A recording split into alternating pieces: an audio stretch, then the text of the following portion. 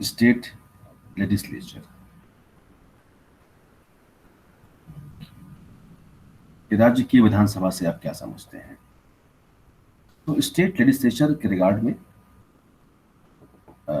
हमारे कॉन्स्टिट्यूशन का आर्टिकल 168 है, जो ये कहता है कि for every state there shall be a legislature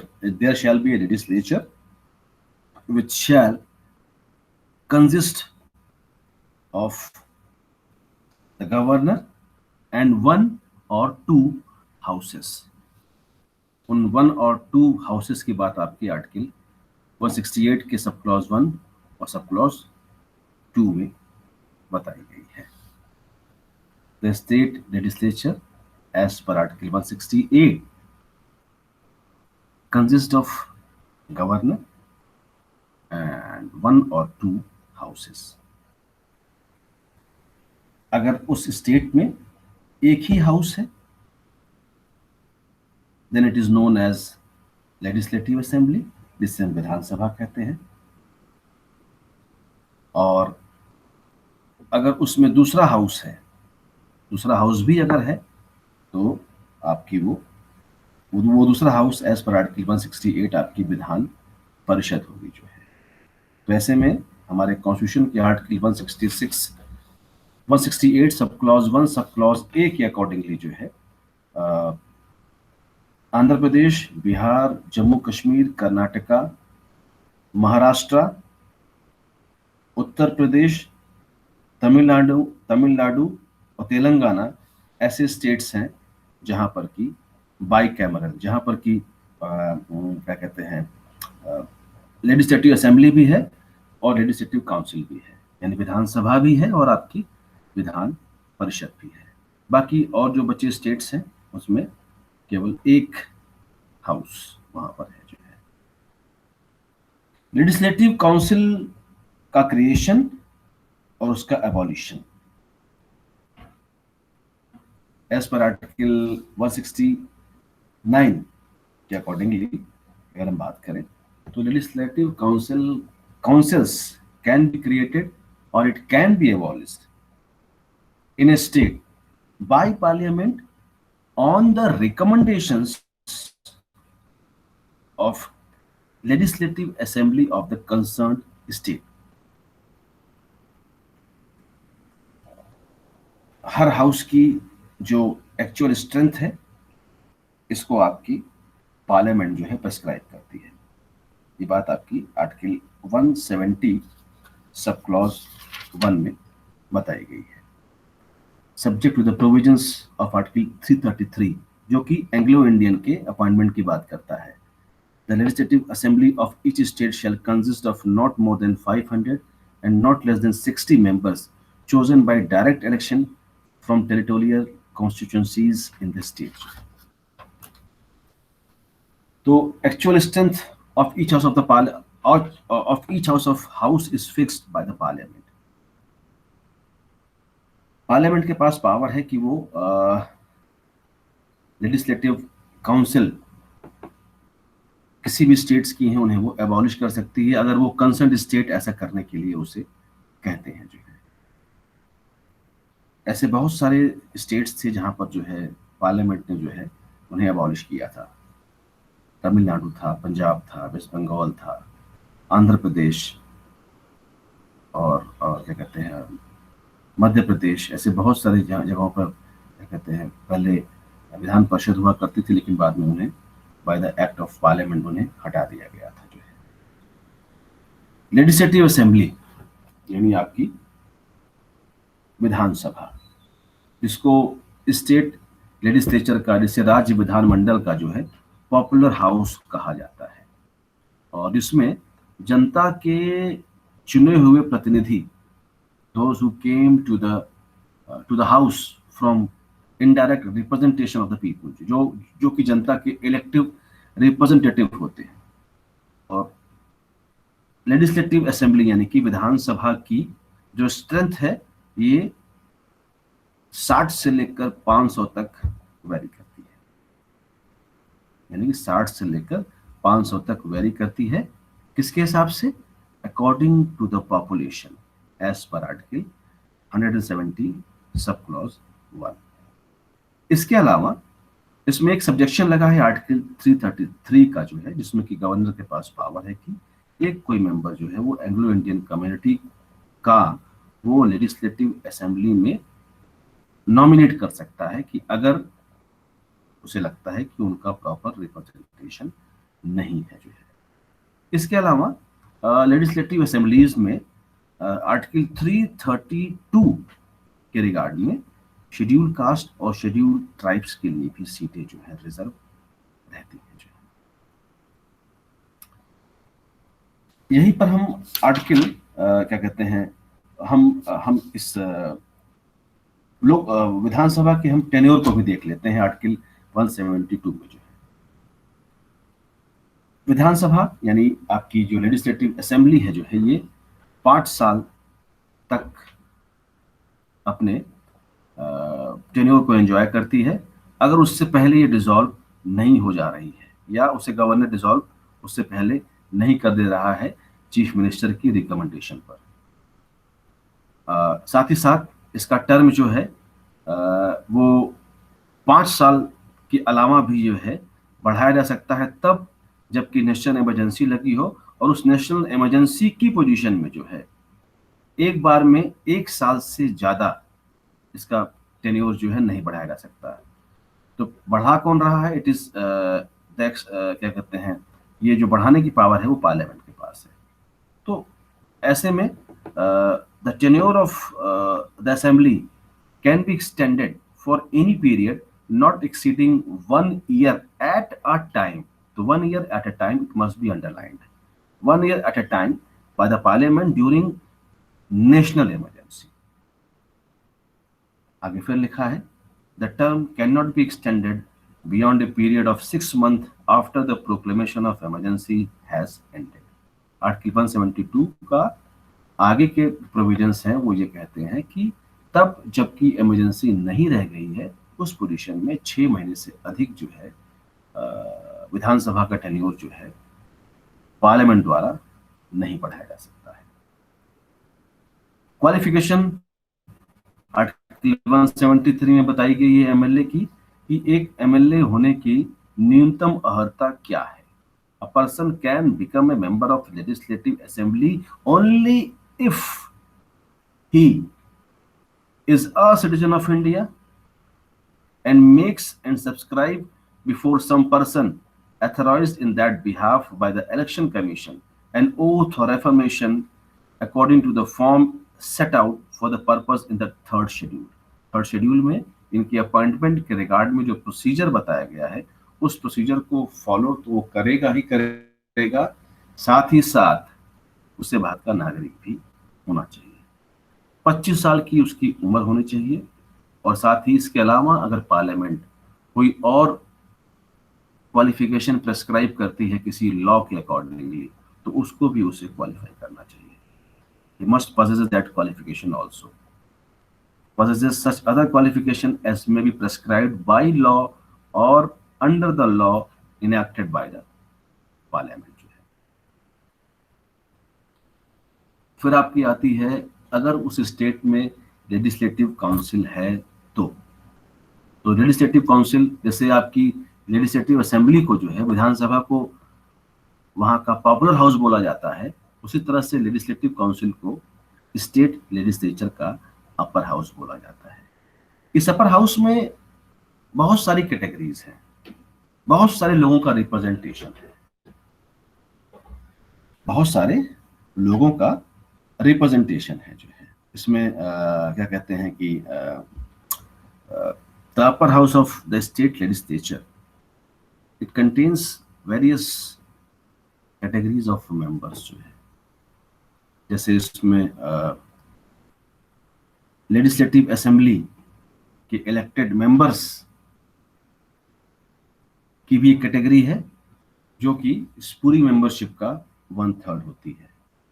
इसके अलावा लोकल बॉडीज के मेंबर भी 1/3 मेंबर शामिल होते हैं आपकी, जिसमें जो है क्या कहते हैं म्यूनिसिपैलिटीज से, डिस्ट्रिक्ट बोर्ड से, local authorities, in the state, जैसे कि पार्लियामेंट्री लॉ के थ्रू उसको प्रेस्क्राइब किया जाए, उनका रिप्रेजेंटेशन भी होता है।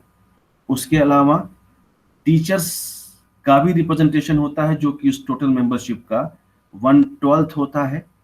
इसके अलावा 1/12 रिप्रेजेंटेशन जो है यूनिवर्सिटी के जो ग्रेजुएट्स होते हैं उनका होता है। इसके अलावा कुछ ऐसे मेंबर भी जिन्हें की गवर्नर अपॉइंट करता है, जो कि टोटल स्ट्रेंथ का 1/6 होते हैं।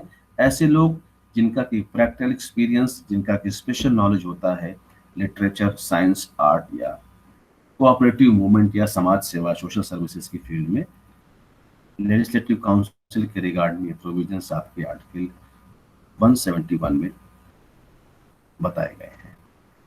तो लेजिस्लेटिव काउंसिल की टोटल स्ट्रेंथ क्या है?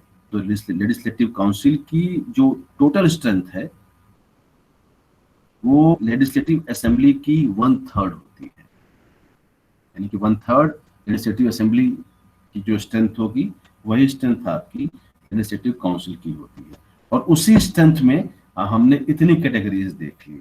हमने कैटेगरीज एक देख ली, लेजिस्लेटिव असेंबली के मेंबर्स की कैटेगरी है, फिर लोकल बॉडीज से अपॉइंटेड मेंबर्स की कैटेगरीज है, फिर टीचर्स की भी एक कैटेगरी है, फिर यूनिवर्सिटी के जो ग्रेजुएट्स हैं उनकी भी एक कैटेगरी है। उसके अलावा गवर्नर अपॉइंटी भी है, जिन्हें गवर्नर समझता है कि ये सोशल वर्क या लिटरेचर या साइंस या आर्ट, इन सभी फील्ड्स के एक्सपर्टीज लोग हैं, उन्हें भी अपॉइंट कर सकते। कितने लोग वहां राज्यसभा में अपना रिप्रेजेंटेशन रख रहे हैं, दे रहे हैं, जिन्हें हमारा कॉन्स्टिट्यूशन जो है वेरीफाई कर रहा है।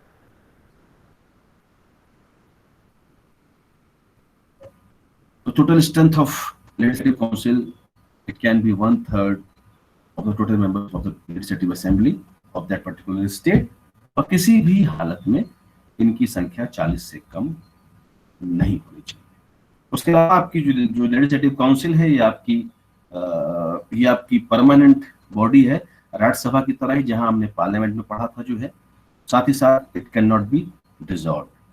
6 साल का ये टर्म इसके मेंबर्स एंजॉय करते हैं, और उसके 1/3 मेंबर जो हैं हर 2 साल पर रिटायर होते रहते हैं। काउंसिल अपना चेयरमैन और वाइस चेयरमैन चुनती है अपने मेंबर्स के बीच में से। 173 में लेजिस्लेटिव काउंसिल के मेंबर होने की अर्हता बताई है, क्वालिफिकेशन बताई गई है, वही क्वालिफिकेशन जो हमने राज्यसभा के मेंबर होने के लिए जानी थी।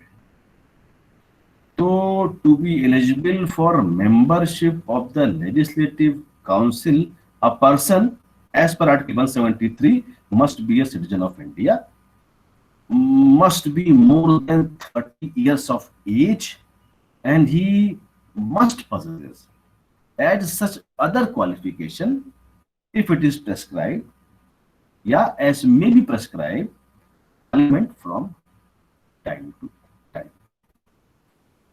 These are the qualification grounds of a member of legislative assembly. Disqualification for membership of state legislature, ये आपका आर्टिकल 191 में बताया गया है। Article 191 sub clause 1,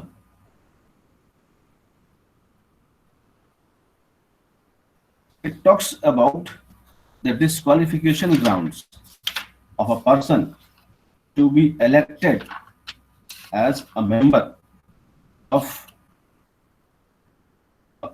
state legislature.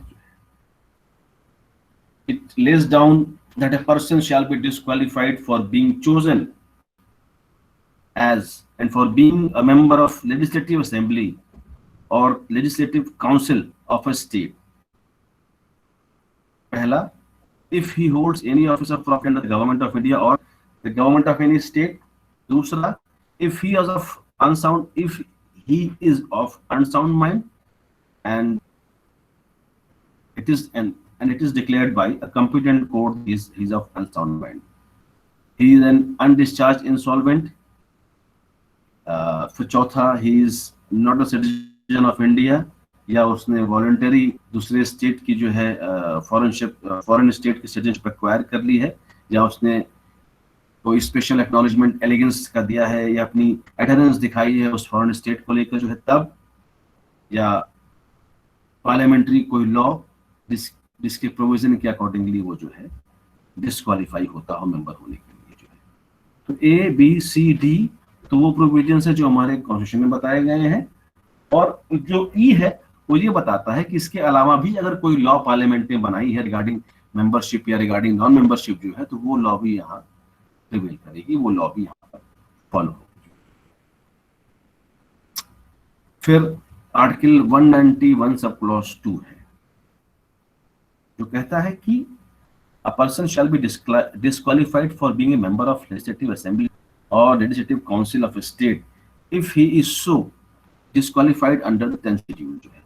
तो 10th schedule आपका वही एंटी डिफेक्शन लॉ के रिगार्ड में बात करता है, that a person shall be disqualified for being a member of the legislative assembly or the legislative council of a state if he is so disqualified under the 10th schedule। तो वहां पर 10th schedule में grounds of defection दिए गए हैं कि कब कोई मेंबर जो है ये माना जाएगा कि उसके ऊपर डिफेक्शन के प्रोविजंस लागू होते हैं, जैसा कि नाप का 10th शेड्यूल में बताया गया है। तो अगर हम आर्टिकल 191 सब क्लॉज 1 को देखते हैं और हम आर्टिकल 191 सब क्लॉज 2 को देखते हैं, तो 191 सब क्लॉज 1 तो एकदम क्लैरिफाई कर रहा है कि वो पर्सन जो है अपॉइंट हो चुका है, क्या कहते हैं, लेजिस्लेचर का मेंबर वो बन चुका है, राज्यसभा या विधानसभा का मेंबर, सॉरी विधान परिषद या विधानसभा का मेंबर वो बन चुका है। उसके बाद उसके ऊपर डिस्क्वालिफिकेशन के जो ग्राउंड है जो कि डिफेक्शन के ऊपर बेस्ड है वो उसके ऊपर लागू होते हैं। 191 सब क्लॉज 1 की सिचुएशन वहां पर भी लागू होती है कि अभी वो अपॉइंट हुआ नहीं है, लेकिन अगर उसमें कोई ऑफिस ऑफ प्रॉफिट के पद पर है या अनसाउंड माइंड है या अनडिस्चार्ज इंसॉल्वेंट है, तो इस पोजीशन में उसके अगेंस्ट जो है एक्शन लिया जा सकता है। तो ऐसी पोजीशन में जबकि कोई सवाल आता है regarding membership of house of legislature of a state कि भाई ये पर्सन जो है जो अपॉइंट हुआ है ये डिस्क्वालिफाइड है इस पोजीशन पर होने के लिए, ऐसी पोजीशन में जो है आर्टिकल 191 सब क्लॉज 1 में जो डिस्क्वालिफिकेशन के प्रोविजंस मेंशन्ड है जो है उसके रिगार्ड में कोई चैलेंज करता है कि भाई ये अनसाउंड माइंड है, ये अनडिस्चार्ज इंसॉल्वेंट है, या ये भारत का नागरिक नहीं है, इसने तो दूसरे देश की नागरिकता ले ली है, या पार्लियामेंट्री बनाई हुई कोई लॉ है उसके अकॉर्डिंगली ये डिस्क्वालिफाइड है इस पोस्ट पर होने के लिए, तो ऐसी पोजीशन में ये कैसे किसी भी हाउस का मेंबर हो सकता है। तो इस रिगार्ड में अगर कोई भी सवाल आता है तो इस सवाल को डिसाइड करने के लिए आपका गवर्नर बैठा हुआ है। गवर्नर इस चीज डिसाइड करता है कि हाँ that question must be referred for the decision of the governor, और ऐसे में उसका डिसीजन जो है वो फाइनल होगा जो है। तो डिसीजन फाइनल होगा यानी कि अपना डिसीजन देने से पहले जो गवर्नर है वो इलेक्शन कमीशन से इस चीज की रिकमेंडेशंस लेगा, उससे उसकी ओपिनियन लेगा जो है, और जैसी ओपिनियन इलेक्शन कमीशन की होगी उसके अकॉर्डिंगली ही गवर्नर जो है वो एक्ट करेगा जो है। ये आपका आर्टिकल 192 बता रहा है। 191 सब क्लॉज 2 में है जो लिखा है, जहां पर शेड्यूल 10 की बेसिस पर यानी कि डिफेक्शन की बेसिस पर किसी के इलेक्शन को, किसी के अपॉइंटमेंट को हाउस में चैलेंज किया गया है, उस पोजीशन में क्या होगा, वो पोजीशन थोड़ी सी डिफरेंट है। अगर ऐसा कोई सवाल ये आता है कि जहां पर कि किसी हाउस के मेंबर की मेंबरशिप को इस बेसिस पर चैलेंज किया गया है कि उसकी जो 10th शेड्यूल में डिफेक्शन की बेसिस पर जो डिस्क्वालिफिकेशन के ग्राउंड बताए गए हैं, तो इस तरह के कोई भी सवाल होंगे जो कि 10th शेड्यूल से रिलेटेड है, then in such a case the matter shall be referred to the chairman या और the speaker of the house, जिसकी डिसीजन वहां पर फाइनल होगा। यानी कि वहां पर स्पीकर डिसाइड करेगा या चेयरमैन डिसाइड करेगा विधान परिषद का जो है कि भाई कि ये कि इसके ऊपर ये डिस्क्वालिफिकेशन ग्राउंड जो 10th शेड्यूल के रिगार्ड में जो एंटी डिफेक्शन लॉ की बात करते हैं, डिफेक्शन के रिगार्ड में बात करते हैं, वो प्रोविजंस लागू होते हैं या लागू नहीं। इसका मतलब कि आर्टिकल 192 एप्लीकेशन उस रिगार्ड में डिस्क्वालिफिकेशन की बात करता है कि when a member becomes elected, तो आफ्टर उसके एक्शन के बाद जो है 192 के प्रोविजन जो है उसके ऊपर जो है लागू। और रही बात प्रायर टू इलेक्शन, कि अभी वो इलेक्शन का फॉर्म ही भर रहा था, इलेक्शन कॉन्टेस्ट करने के लिए वो भी उसने फॉर्म भरा था, तो उस रिगार्ड में जो है ऐसी पोजीशन या ऐसी डिस्क्वालिफिकेशन के ग्राउंड जो कि इलेक्शन से पहले आते हैं, तो उस रिगार्ड में ना तो गवर्नर और ना ही इलेक्शन कमीशन का अपना कोई जुडिक्शन है। ऐसे में मैटर सीधे कोर्ट में जाता है, आप कोर्ट पहुंचते हैं साहब की इसी एक्ट के अकॉर्डिंगली, देखिए साहब इसका तो कन्विक्शन हो चुका है, ये कैसे चुनाव लड़ने जा रहे हैं। बाकी आर्टिकल 191 का सब क्लॉज 1, 192 का सब क्लॉज 2, ये आपके वो प्रोविजंस हैं कि once a person is qualified for, मतलब वो क्वालिफाई हो गया है और वो अपॉइंट और वो किसी हाउस का मेंबर हो गया है, बाद में उसके इलेक्शन को चैलेंज किया जा रहा है, बाद में उसकी मेंबरशिप को चैलेंज किया जा रहा है, तो 191 सब क्लॉज ए में जो प्रोविजंस आर्टिकल 191 सब क्लॉज 1 में जो प्रोविजन बताए गए हैं उसमें गवर्नर का रोल होगा, और 192 सब क्लॉज 2 में जो बताए गए हैं उसमें कोई डिस्क्वालिफिकेशन का ग्राउंड होता है तो वहां पर आपका स्पीकर या फिर आपका जो चेयरमैन है उसके पास उसका जो डिसीजन है वो पालन होगा। तो ये आपके क्वालिफिकेशन डिस्क्वालिफिकेशन अपॉइंटमेंट के ग्राउंड्स थे।